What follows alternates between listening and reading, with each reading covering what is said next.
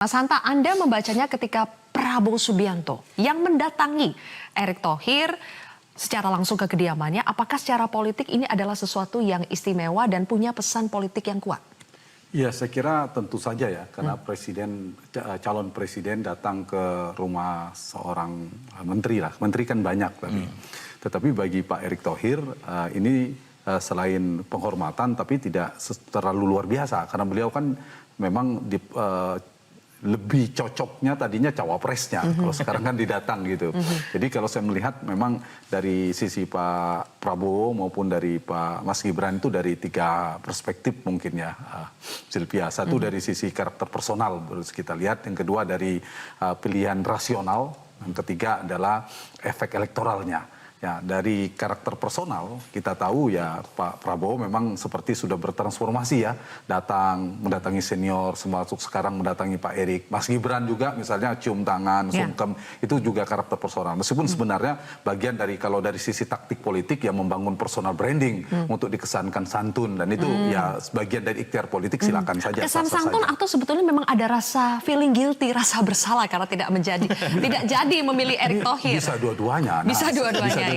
Karena kita tahu kalau ibarat pendakian menuju ke puncak gunung itu hampir 2 tahun Pak Erick Thohir ini kan hampir ke garis finish memenangkan pertarungan semua, Bu Kofi, Pak Ridwan, semua di survei kami sudah di ujung.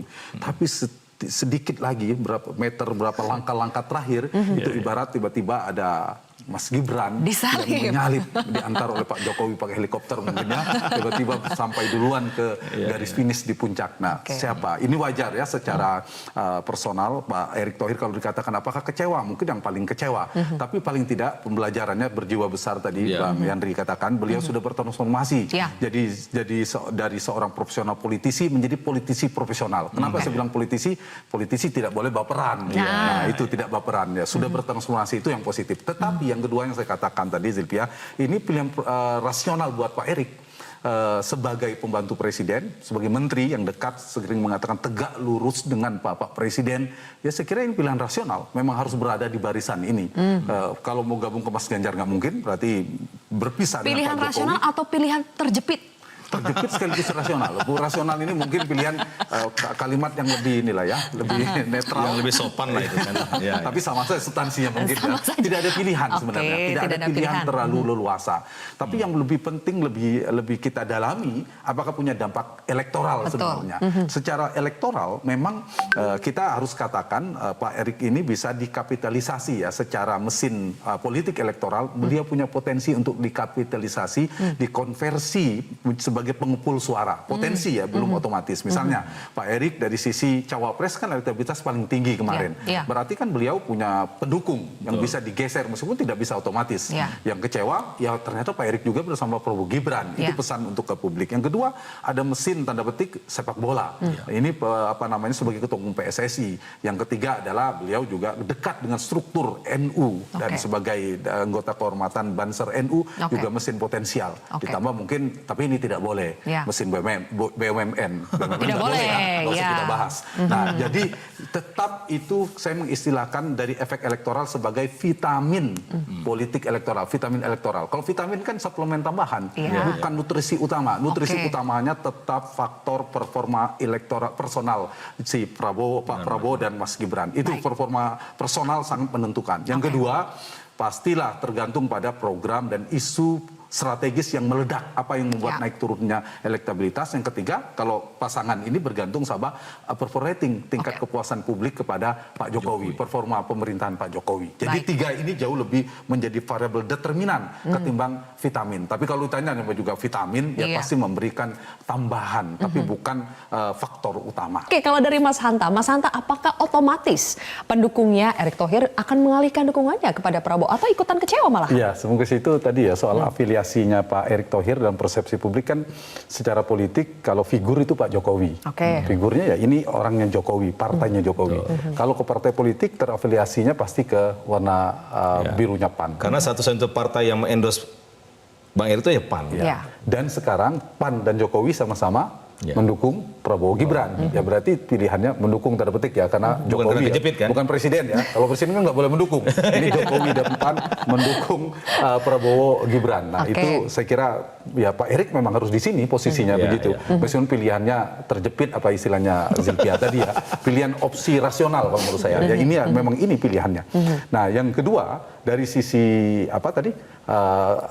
Posisi beliau untuk suara pendukung-pendukungnya lumayan ya. Di survei terakhir itu kan hampir sekitar 20% ketika simulasi cawapres.